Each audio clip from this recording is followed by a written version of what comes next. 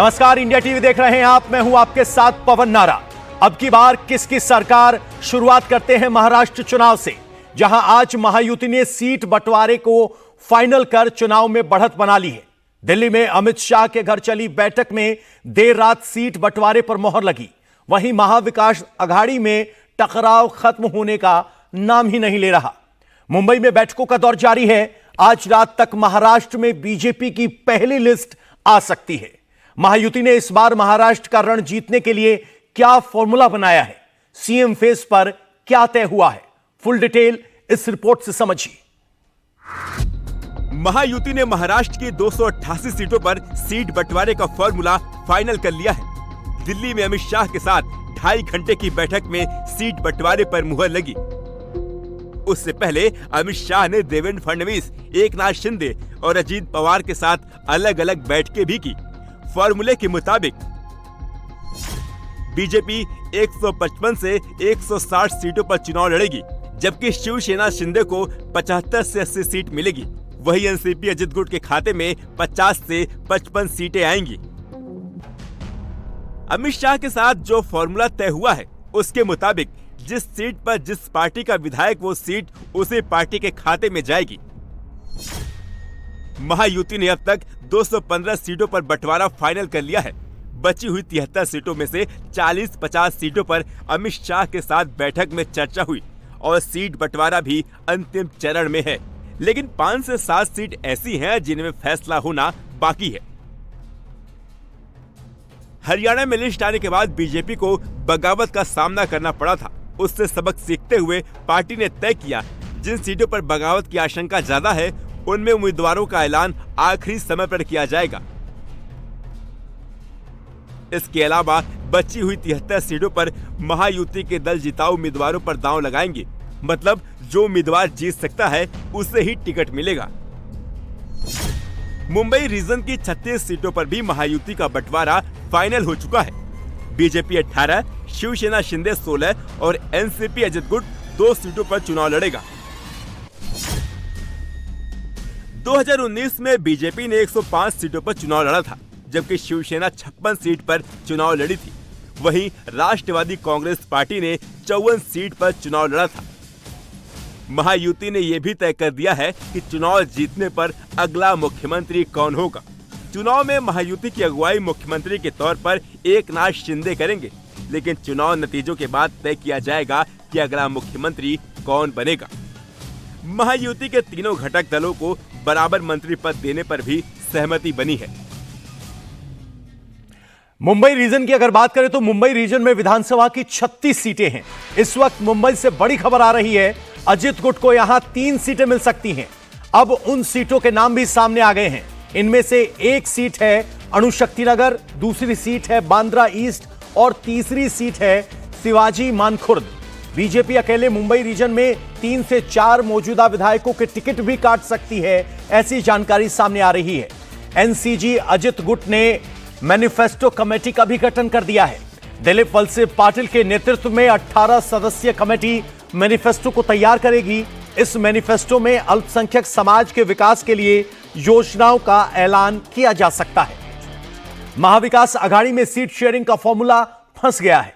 कांग्रेस के बड़े नेता अशोक गहलोत, भूपेश बघेल और टीएस सिंह देव सीट बंटवारे पर बातचीत के लिए मुंबई पहुंच गए हैं।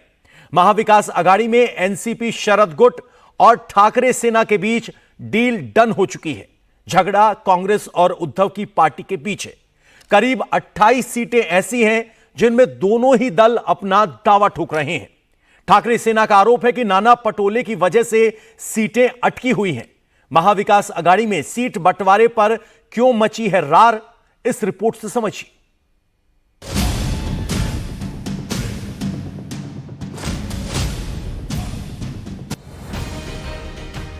महाविकास अघाड़ी का सीट बंटवारा उलझा हुआ है। खास तौर पर कांग्रेस और ठाकरे सेना के बीच तलवारें खींची हुई हैं। अब तो ठाकरे सेना ने 2 टूक कह दिया है कि सीट बंटवारे की जो बातचीत कांग्रेस से होगी, उसमें नाना पटोले मौजूद ही न रहें। यही नहीं, शिवसेना ने अपना संदेश दिल्ली में कांग्रेस हाईकमान को भेज दिया है। शिवसेना के बिगड़े हुए मूड को देखते हुए कांग्रेस हाईकमान ने रमेश चेत्रीथला को आज उद्धव ठाकरे से मिलने मातोश्री भेजा है। ठाकरे सेना का दावा है कि उसका शरद पवार की पार्टी के साथ फार्मूला फिक्स हो चुका है, बस कांग्रेस के साथ ही बातचीत पटरी पर नहीं आ पा रही। उन्होंने इसका ठीकरा कांग्रेस के प्रदेश अध्यक्ष नाना पटोले पर फोड़ा। महाविकास आघाड़ी की चर्चा सभी घटक दलों से चल रही है। जरूर कांग्रेस के साथ बातचीत हमारी कल नहीं हो सकी। आज कांग्रेस के हाईकमान जो है महाराष्ट्र के रमेश चेन्नीथला जी मुंबई में आकर मातोश्री में जाकर उद्धव जी से बात करेंगे, चर्चा होगी, बाद में आप निर्णय करेंगे। लेकिन कल दिन भर हमारी राष्ट्रवादी कांग्रेस पार्टी से बातचीत चल रही थी। जयंत पाटिल साहब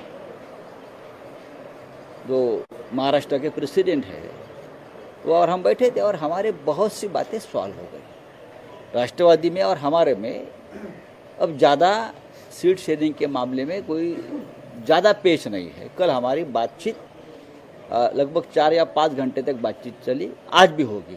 उद्धव जी ने कहा कि कल उद्धव ठाकरे जी और अखिलेश यादव जी में बात हो गई फ़ोन पे और अच्छी बात रही अखिलेश जी और उद्धव जी में। महाविकास आघाड़ी की सीट बंटवारे पर कल 4 से 5 घंटे तक लंबी बातचीत हुई थी। आज भी मंथन जारी रहेगा। सूत्रों के मुताबिक महाराष्ट्र की 260 सीटों पर सीट बंटवारे की सहमति बन चुकी है। केवल 28 सीटें ऐसी हैं जिन पर सहमति नहीं बन पाई है। अब झगड़ा कांग्रेस और उद्धव ठाकरे की सेना के बीच है। आज मातोश्री में कांग्रेस के महाराष्ट्र चुनाव प्रभारी रमेश चेत्रीथला के साथ बैठक में झगड़ने वाली सीटों पर फाइनल बातचीत हो रही है। कांग्रेस शिवसेना में विदर्भ और मराठवाड़ा की कुछ सीटों और मुंबई की एक सीट पर सहमति नहीं बन पाई है। उद्धव ठाकरे ने कहा कि ऐसा गठबंधन में होता रहता है। जहां एक से ज्यादा दल मिलकर चुनाव लड़ते हैं तो वहां पर सीट को लेकर थोड़ी रस्साकसी होती है, लेकिन ये टूटने के कगार पर ना पहुंच जाए इसका ख्याल सभी दलों को रखना चाहिए। मुझे ऐसा लगता है कि अभी ऐसा कोई बड़ा बखेड़ा नहीं हुआ है। कम से कम मुझे तो अब तक ऐसा कुछ नहीं बताया गया है। अभी संजय राउत भी आए थे, अनिल देसाई भी आए थे, और अगर ऐसा कुछ बताते तो उसके लिए जो जरूरत होगी हम जरूर करेंगे। कब तक सीट एडजस्टमेंट फाइनल हो जाएगा? चुनाव के पहले तक। लेकिन दिन तो बहुत कम रह गए हैं। 2-3 दिन में या फिर कल भी सीट एडजस्टमेंट की बात खत्म हो सकती है। हम लोग अंतिम मुकाम पर पहुंच चुके हैं। अंदर खाने की बात यह है कि शरद पवार ने अपनी सीटें पक्की कर ली है और कांग्रेस उद्धव गुट को उलझा दिया है। शरद पवार कांग्रेस पर उद्धव गुट के जरिए हमला कर रहे हैं कि लोकसभा चुनाव की जीत को आधार मानकर कांग्रेस सीटों की डिमांड नहीं करे। संजय राउत ने कांग्रेस पर निशाना साधते हुए कहा कि रीजनल पार्टी के बिना नेशनल पार्टी खड़ी नहीं हो सकती। प्रादेशिक जो रीजनल पार्टीज है उनके भरोसे राष्ट्रीय राजनीति चल रही है। अगर रीजनल पार्टी नहीं होती चंद्रबाबू नायडू जी की और नीतीश कुमार जी की, तो आज तीसरी बार मोदी जी प्रधानमंत्री नहीं बन सकते। और आज इंडिया ब्लॉक का जो एक आंकड़ा है बड़ा 240 तक का, वो तो रीजनल पार्टीज के ताकत पर ही है ना। तो रीजनल पार्टीज का अपना अपना एक महत्व है। आप रीजनल पार्टी को महत्व देना पड़ेगा। विदर्भ और मराठवाड़ा में कांग्रेस नहीं चाहती कि ठाकरे सेना घुसे, जबकि ठाकरे सेना का दावा है अगर उन्होंने ये इलाका खाली छोड़ दिया तो यहाँ से पार्टी का अस्तित्व ही संकट में पड़ जाएगा और सिर्फ मुंबई और ठाणे तक सीमित होकर रह जाएंगे। वहीं अखिलेश यादव ने महाराष्ट्र चुनाव के लिए 5 सीटों पर अपने कैंडिडेट को डिक्लेयर कर दिया है। महाविकास आघाड़ी की मुश्किलें बढ़ गई हैं। अखिलेश यादव ने आज धुले में रैली की और बीजेपी पर जमकर बरसे। उससे पहले उनकी और उद्धव ठाकरे की फोन पर सीट बंटवारे को लेकर बातचीत हुई। इससे पहले मालेगांव में अखिलेश ने रैली की और अबू आजमी ने बड़े बड़े दावे किए। महाराष्ट्र में अखिलेश कैसे एक तीर से 3 निशाने लगा रहे हैं, देखिए।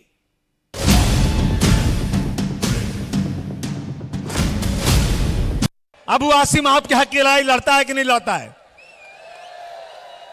हम 2 एमएलए, हमें 6-8 एमएलए चाहिए।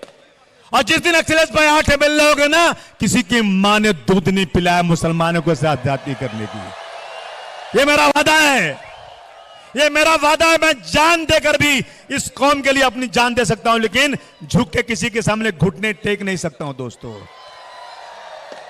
मैं ज्यादा नहीं बोलूंगा। आप लोगों ने साथी निहाल अहमद साहब का साथ दिया था। आने वाले इलेक्शन में मैं उम्मीदवारी कर रही हूं समाजवादी पार्टी से। आप लोगों से दरख्वास्त है, ऐसी वोट दो कि यहां से हैदराबाद तक और वहां से आरएसएस वालों तक को करंट लगे। मालेगांव ने इससे पहले भी पार्लियामेंट में करंट दिया है। इस मर्तबा समाजवादी सोच और समाजवादी झंडे को हमेशा ऊंचा करने का काम मालेगांव शहर ने किया है। ये तुम्हारी भीड़, तुम्हारा जोश ये बता रही है कि ये तब्दीली मालेगांव शहर से आएगी। और मैं मालेगांव शहर की तरफ से हमारे नेता को, अबू आसिम आजमी साहब को और हमारे पास आई हुई इकरा बहन को वादा करती हूं कि हम ऐसा इलेक्शन लड़ेंगे कि पूरे हिंदुस्तान में समाजवादी सोच का एक नई इब्तिदा होगी। महाराष्ट्र में अखिलेश यादव एक तीर से 3 शिकार करने निकले। पहला, मुस्लिम बाहुल्य सीटों पर पार्टी को मजबूत करना।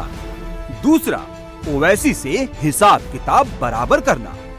तीसरा, महाविकास आघाड़ी पर ज्यादा सीटें देने का दबाव बनाना। इन सब की धुरी वो मुस्लिम वोट को बना रहे हैं, इसलिए वो महाराष्ट्र के उन इलाकों में रैली कर रहे हैं जो मुस्लिम बाहुल्य हैं। अखिलेश यादव ने पहले दिन मालेगांव में रैली की, जो ओवैसी की प्रयोगशाला कही जाती है। दूसरे दिन धुले में रैली की, जहां से ओवैसी अपना विधायक जिता चुके हैं। महाराष्ट्र के मुस्लिम वोट को यूपी की तरह अपने पाले में करने के लिए अखिलेश यादव अबू आजमी और इकरा खान को अपने साथ लेकर रैलियां कर रहे हैं। एक भड़काऊ भाषण देने में माहिर और दूसरा पढ़ा लिखा मॉडेस्ट चेहरा। अखिलेश पढ़े लिखे मुसलमानों के साथ साथ रूढ़िवादी मुसलमानों को भी तोड़ने की कोशिश कर रहे हैं और ओवैसी के असर को खत्म करना चाहते हैं ताकि यूपी का हिसाब बराबर कर सके। अबू आसिम आपके हक की लड़ाई लड़ता है कि नहीं लड़ता है? हम 2 MLA, हमें 6-8 MLA चाहिए। और जिस दिन अखिलेश भाई 8 MLA हो गए ना, किसी की मां ने दूध नहीं पिलाया मुसलमानों को साथ जाति करने की। ये मेरा वादा है, ये मेरा वादा है। मैं जान देकर भी इस कौम के लिए अपनी जान दे सकता हूं, लेकिन झुक के किसी के सामने घुटने टेक नहीं सकता हूं। दोस्तों, मैं ज्यादा नहीं बोलूंगा। मालेगांव में अबू आजमी का अंदाज बिल्कुल ओवैसी वाला था। उन्होंने कहा, अगर 6-7 विधायक समाजवादी पार्टी के हो गए तो फिर महाराष्ट्र में कोई मुसलमान को डरा नहीं पाएगा। 2019 में मालेगांव सेंट्रल सीट और धुले सीट ओवैसी की AIMIM ने जीती थी। 2024 में अखिलेश इन दोनों सीटों पर समाजवादी झंडा फहराना चाहते हैं। मालेगांव से अखिलेश यादव ने साइने हिंद को उतारा है, जो तेज तर्रार भाषण देने के लिए जानी जाती हैं। आप लोगों ने साथी निहाल अहमद साहब का साथ दिया था। आने वाले इलेक्शन में मैं उम्मीदवारी कर रही हूं समाजवादी पार्टी से। आप लोगों से दरख्वास्त है, ऐसी वोट दो कि यहां से हैदराबाद तक और वहां से आरएसएस वालों तक को करंट लगे। मालेगांव ने इससे पहले भी पार्लियामेंट में करंट दिया है। इस मर्तबा समाजवादी सोच और समाजवादी झंडे को हमेशा ऊंचा करने का काम मालेगांव शहर ने किया है। ये तुम्हारी भीड़, तुम्हारा जोश ये बता रही है कि ये तब्दीली मालेगांव शहर से आएगी। और मैं मालेगांव शहर की तरफ से हमारे नेता को, अबू आसिम आजमी साहब को और हमारे पास आई हुई इकरा बहन को वादा करती हूं कि हम ऐसा इलेक्शन लड़ेंगे कि पूरे हिंदुस्तान में समाजवादी सोच का एक नई इब्तिदा होगी। अखिलेश यादव ने गठबंधन पर दबाव बनाने के लिए मुस्लिम बाहुल्य 5 सीटों पर कैंडिडेट भी फाइनल करते हुए उनके नाम जारी कर दिए हैं। शिवाजी नगर से अबू आजमी, भिवंडी ईस्ट से रईस शेख, भिवंडी वेस्ट से रियाज आजमी, मालेगांव से साइने हिंद और धुले सीट से इरशाद जागीरदार को कैंडिडेट घोषित किया गया है। महाराष्ट्र की सियासत में एक और राजनीतिक हस्ती हैं राज ठाकरे। राज ठाकरे ने कभी चुनाव नहीं लड़ा, लेकिन अब वो अपने बेटे को चुनाव लड़ाने की तैयारी कर चुके हैं। उन्होंने बाकायदा मुंबई में 2 सीटों पर सर्वे भी करवा लिया है। क्या कहती है सर्वे रिपोर्ट? क्या अमित ठाकरे अपना पहला चुनाव जीत पाएंगे? देखिए।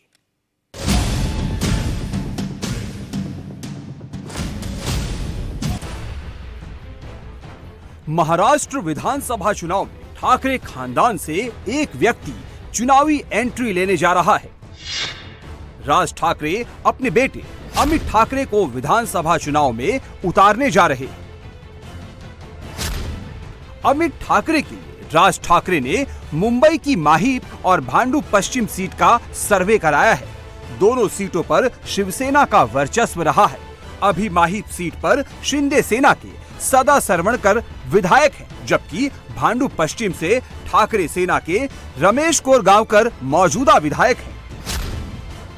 वैसे तो राज ठाकरे और उद्धव ठाकरे के बीच 36 का रिश्ता है, लेकिन शिवसेना यूबीटी ने बड़ा दिल दिखाते हुए ऐलान किया है कि अगर अमित ठाकरे चुनाव लड़ेंगे तो उनके खिलाफ पार्टी कैंडिडेट नहीं उतारेगी। 2019 में जब उद्धव ठाकरे के बेटे आदित्य ठाकरे ने पहली बार वर्ली सीट से चुनाव लड़ा था तो राज ठाकरे ने अपना कैंडिडेट नहीं उतारा था। सूत्रों के मुताबिक राज ठाकरे का सबसे ज्यादा फोकस माहिब सीट पर है। 2024 के लोकसभा चुनाव में राज ठाकरे के समर्थन की वजह से यहां महायुति के उम्मीदवार राहुल शेवाले को 14,000 की लीड मिली थी।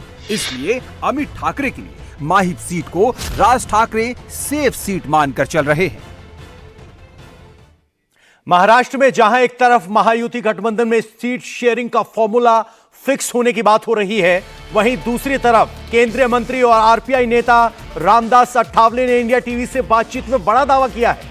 अठावले ने कहा कि मैं महाराष्ट्र में जिसके साथ सरकार उसी की बनेगी। महायुति में हमारी पार्टी को 7 से 8 सीटें मिलनी चाहिए। आरपीआई महायुति को दलित बुद्धिस्ट वोट ट्रांसफर करवाएगी। अठावले ने यवतमाल वाशिम सीट के साथ धारावी चेंबूर सीट पर भी दावा ठोका है। केंद्रीय सामाजिक न्याय और अधिकारिता राज्य मंत्री और रिपब्लिकन पार्टी ऑफ इंडिया के अठौले गुट के अध्यक्ष रामदास अठौले इस वक्त हमारे साथ में है। अठौले साहब, आप एनडीए का हिस्सा है, महाराष्ट्र में महायुति का हिस्सा है। महायुति के नेताओं की अमित शाह के साथ बैठकें चल रही है। आपके अलायंस की गठबंधन को लेकर, सीट शेयरिंग को लेकर क्या स्थिति है? क्या अभी भी मामला फंसा हुआ है कि मामला अब सुलझ जाएगा और आपकी हिस्सेदारी क्या होगी? हाँ, मुझे लगता है कि रिपब्लिकन पार्टी की हिस्सेदारी उसमें जरूर होनी चाहिए, क्योंकि पूरे महाराष्ट्र में अनेक जिलों में रिपब्लिकन पार्टी का जनाधार है और मैं जिनके साथ जाता हूँ उनको सत्ता मिलती है, ये 30 सालों का अनुभव है। तो मुझे लगता है कि मैं महायुति के साथ हूँ, लेकिन महायुति के नेताओं ने आरपीआई को नज़रअंदाज नहीं रखना चाहिए। रिपब्लिकन पार्टी को एक 6-7 सीटें तो मिलनी चाहिए, ऐसा हमारा आग्रह है और उसके लिए कल मैं देवेंद्र फडणवीस जी को मिलने वाला हूँ। और जिस तरह मतलब महायुति में जो हमारा गठबंधन है बहुत बड़ा स्ट्रांग है। जो विदर्भ का रीजन है वहाँ पर करीबन 30 से 35% आबादी है बुद्धिस्ट और शेड्यूल कास्ट की। मुंबई में ऐसी कुछ सीटें हैं प्रभावी जहाँ पर आपकी जो है पकड़ मजबूत है, तो कुछ सीटें आपके ध्यान में हैं ऐसी? हाँ, तो मतलब वैसे विदर्भ में देखा जाए तो जो उमरखेड़ जगह है अपने यवतमाल में, तो वो जगह हमको मिलनी चाहिए, वो रिजर्व सीट है। उसके साथ साथ वाशिम की एक सीट रिजर्व है और नागपुर उत्तर की एक सीट है वो भी रिजर्व है, तो उसकी मांग हमने की है। चेंबूर हमारा दलितों का, बुद्धिस्ट लोगों का बहुत बड़ा गढ़ भी रहा है वो गढ़, तो ये दोनों सीट हमको मिलनी चाहिए, ये हमारा आग्रह है। महाविकास आघाड़ी में है मन मिटाओ और इसलिए वहाँ शिवसेना बोल रही है कि नाना पटोले को हटाओ। तो मतलब इसी तरह कांग्रेस पार्टी और शिवसेना में उद्धव ठाकरे जी के पार्टी में बहुत बड़ा संघर्ष चल रहा है और मुझे लगता है कि ये जो महाविकास आघाड़ी है ये तितर बितर हो रही है। महाविकास आघाड़ी में अभी तक भले ही सीट शेयरिंग पर बातचीत अटकी हुई है, पर अंदर खाने कांग्रेस ने तैयारियां शुरू कर दी हैं। महाराष्ट्र के विदर्भ इलाके में जहां कांग्रेस को लोकसभा चुनाव में बड़ी सफलता मिली थी, वहां कांग्रेस विधानसभा में भी सक्सेस दोहराने की कोशिश में है। जीत के लिए कांग्रेस पार्टी क्या क्या कर रही है, देखिए ये रिपोर्ट।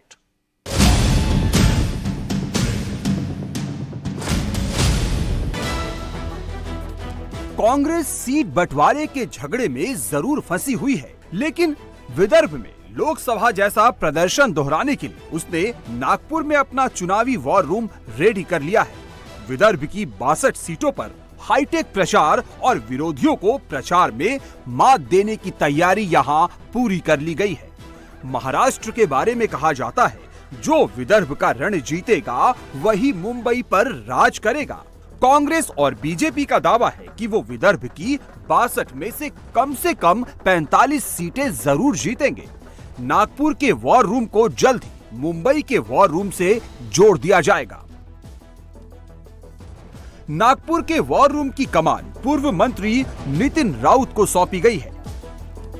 सब कुछ यहाँ होगा और यहाँ अभी से तैयारी में हम लोग जुटे हुए हैं और हमारी पूरी कोशिश रहेगी कि फुल बैकअप हमारी महाराष्ट्र का वॉर रूम जो है उसके साथ मिला जुला रहेगा और यहाँ से हम काम करेंगे। और मैं समझता हूँ कि आने वाले दिनों में यही से पूरे विदर्भ का भी कैंपेन चलेगा।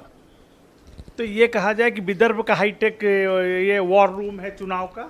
बिल्कुल, ये विदर्भ का हाईटेक वॉर रूम है और विदर्भ के तमाम कॉन्स्टिट्यूंसीज को कांग्रेस की यहाँ से सहूलियत पहुंचाई जाएगी। महाविकास आघाड़ी के उम्मीदवारों को मदद की जाएगी। कांग्रेस के इस वॉर रूम में 50 कर्मचारी 24 घंटे काम कर रहे हैं। यहाँ से सोशल मीडिया, डिजिटल मीडिया और प्रिंट मीडिया पर चल रही खबरों पर नजर रखी जा रही है। वार पलटवार का जवाब दिया जा रहा है। विदर्भ की लड़ाई कांग्रेस और बीजेपी के कई बड़े नेताओं की साख की लड़ाई भी है।